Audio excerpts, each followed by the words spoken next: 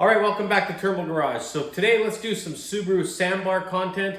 What I'm going to be doing today is actually rebuilding a starter for a Subaru Sambar.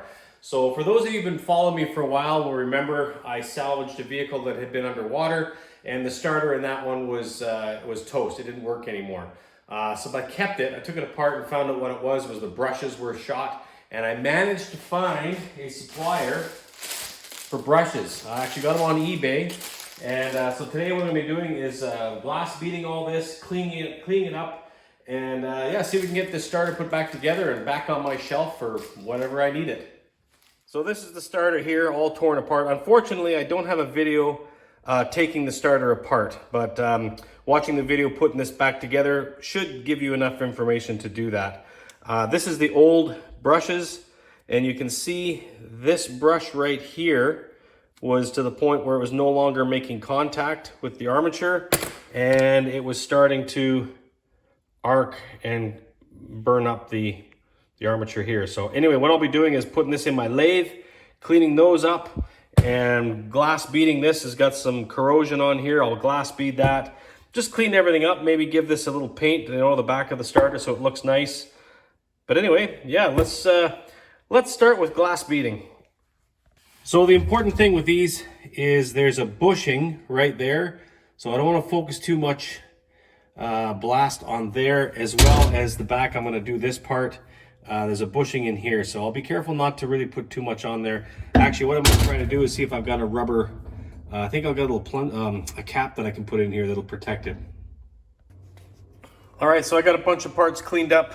This is all glass beaded, looks much nicer.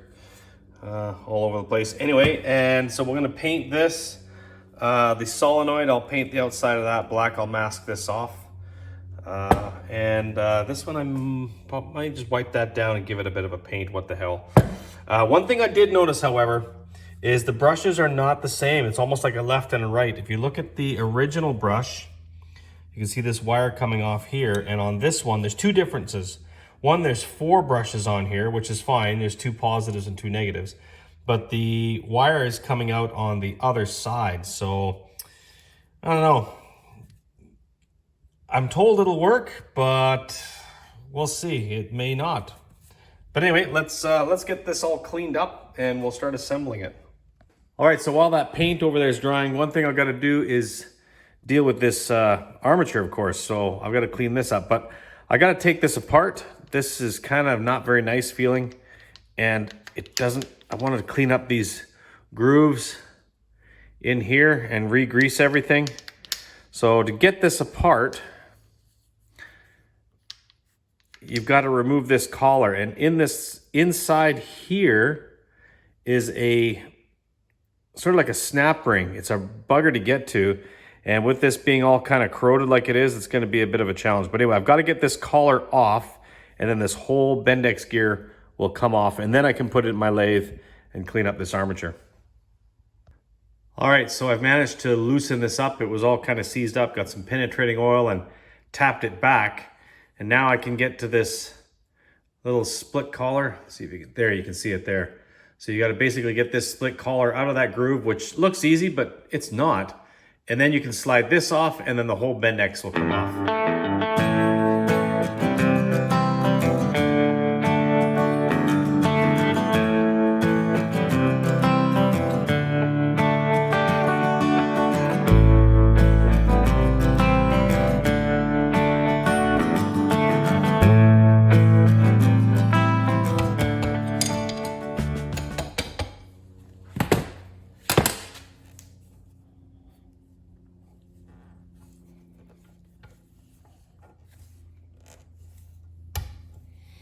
All right, there we go. It's not an easy piece to get off, but it's off. It's easier to get on. And then you'll take your little retaining ring, I guess you could call it. That will come off. And then your Bendix will come off. There you go. And now we can get that helix all cleaned up. Get this all cleaned up, and yeah. But the next thing, work on these copper connectors here. All right, I got this thing mounted in my 4-jaw chuck. As you can see, it's far from turning true. So I'm gonna dial this up. I'll do a little time lapse for you, doing a dial up. And then I'm gonna put a center in the end so I can hold it with a support, and then I can machine it.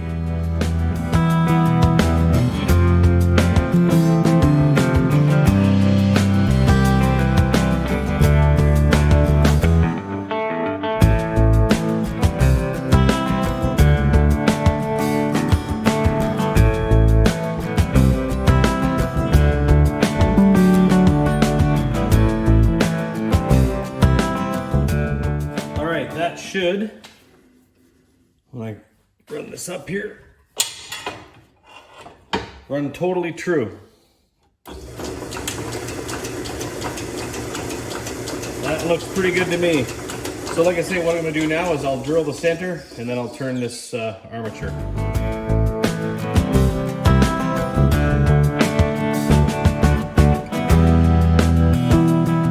All right, so that's all dialed up, obviously, and I've got my center in there to support the end. Now I'm ready to get my tool bit ready here and resurface those copper contacts.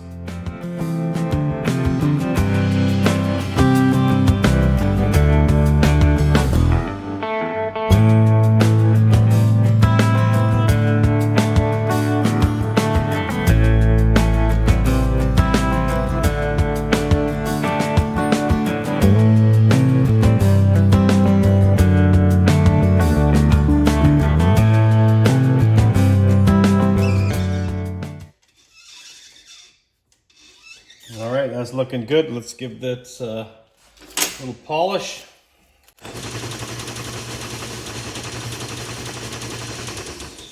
All right, so that copper is all cleaned up, but as you can see, there's all these little chips in between the contacts. Those have got to be cleared out. So what I'll do is I'll get a little tool bit and drag it through and just deburr the corners, get those little chips out of there.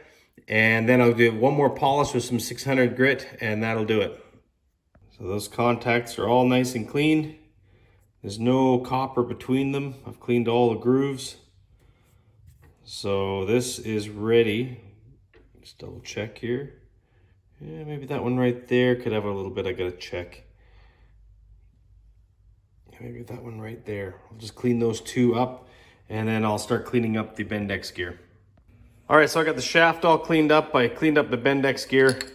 This goes on really nice now, just smooth. So I'll get some grease on here. The next thing is actually to assemble this with some grease, put that ring back in there. Actually, what you do is you put this little retaining ring on. It's open on one side, push that on, put your clip in, and then pull this back, and that'll lock it on so the Bendix stays on there. And then start putting it all back together. All right, so my gear's on, my retaining ring, and I just slipped this ring on. It's not easy to do, but what I found is a good trick. Just take a big flat piece of metal, if you've got something, and push it on the end of the shaft, and it'll squeeze that ring. And now I can just go ahead and tap this in place. Let's get a screwdriver here.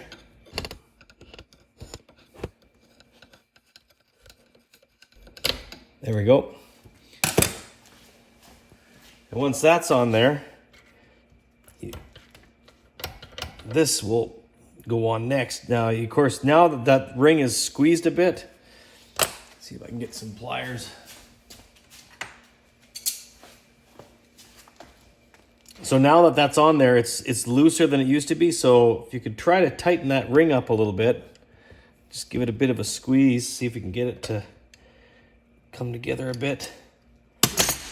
And then this piece will, there we go. That's not quite all the way.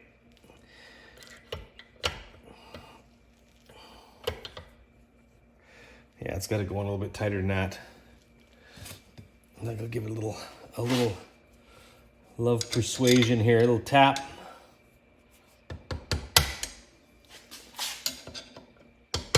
There we go. Yep, that's on.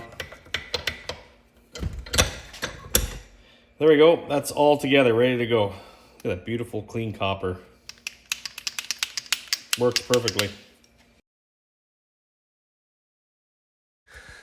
All right, one of my recordings didn't work. Basically what I did is the brushes attach into the back of the end bell, and once those are in, then you can take the armature and put it in place, and then you can see in this time lapse basically just kind of working the brushes out so that the armature can drop in place. All right, that wasn't too bad. I got that on there. So the next thing to do, I believe, is this washer. Yeah, this washer goes on, and this retaining ring. Get a pair of pliers. That should just pop on there. There we go. Just give that a little tap with the screwdriver to make sure it's all the way in.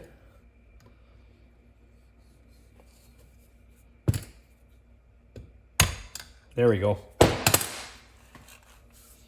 All right, so now that'll hold this in so the brushes won't come out, and there's actually a little dust cap goes on the end like that. So that's all together. The next thing to do is put this on. Now it's really important you don't put this on backwards. So if you took your starter apart and you're putting it back together, mark which way this goes. I found out one time I put my starter together last time, I think I put it on my video, I noted it, that I had it on backwards and it just wouldn't work. Turns out the starter was turning the wrong direction and the Bendex wouldn't work properly. I really struggled till I figured that's what it was. But this will go on next, and then the end piece here. All right, with that in place, now I'll just put a little bit of grease on the end of this shaft here. So this will go on next. So I got my grease on the shaft. This will just go on here. Actually, wait a minute.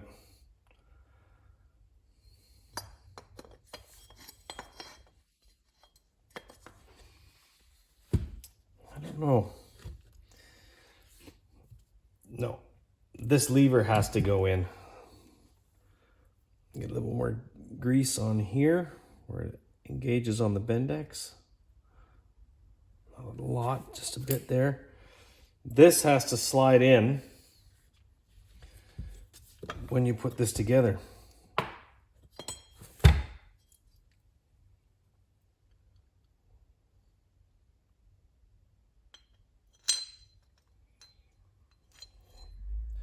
God, I can't remember how this goes. It's frustrating. Let's put this in here.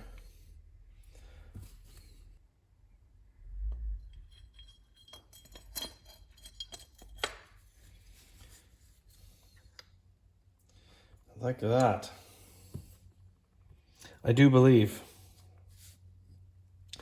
The only thing is there's a rubber gasket seal that's got to go in here. So, and it goes in after this lever goes on. So you got to get that in there like that. Get this little gasket that goes in here. So there's a little witness mark on here, a little square little bump.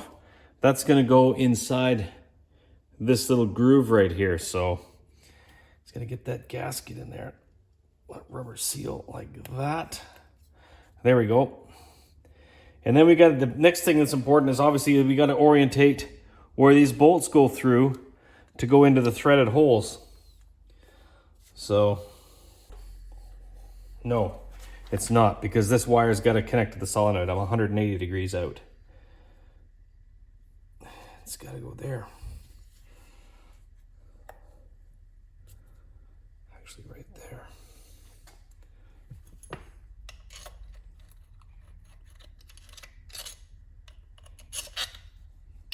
Ah, I see what's going on. This is not aligned. My magnets here are not aligned where the bolt goes through. That's the problem. All right, we'll take this apart again. Let's try this again. All right, I've got this orientated correctly now, I think. So we'll get my piece here.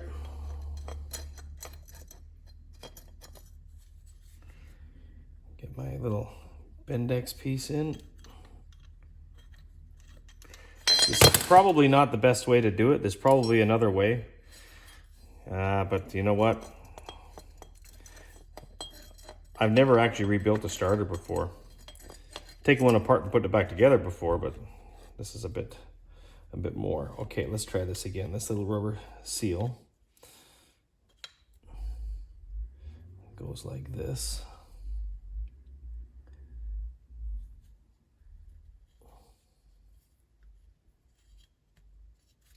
And that should go on there. Oh yeah, there we go. That's fitting.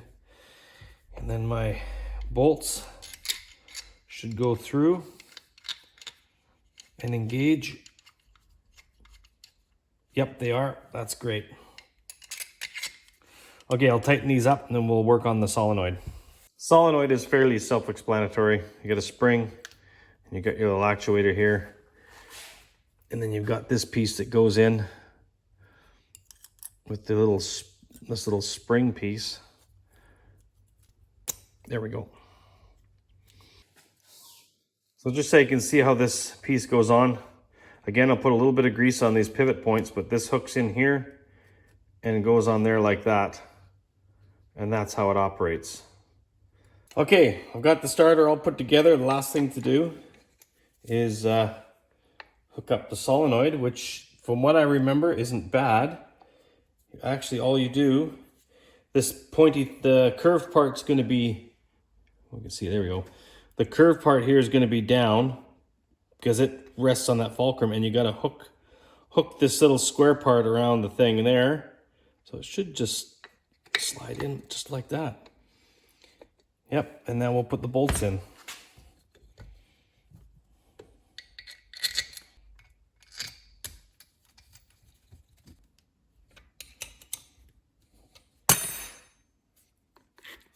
All right, that should be this. Oh, one more thing. Now, which side does this go on? This will slide in here.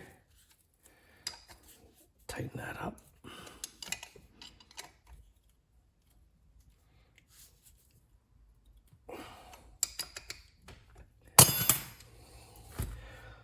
All right, that should be the starter put together. So the next thing to do is get some jumper cables and hook this up to a battery and see if she goes. All right, I got my little booster box on here and I should be able to cross my solenoid here with the power. This should work. Let's see. Oh man. That is awesome. Let's turn this so we can see that. So I can turn this so they can see the gear going. There we go. There we go. Ready?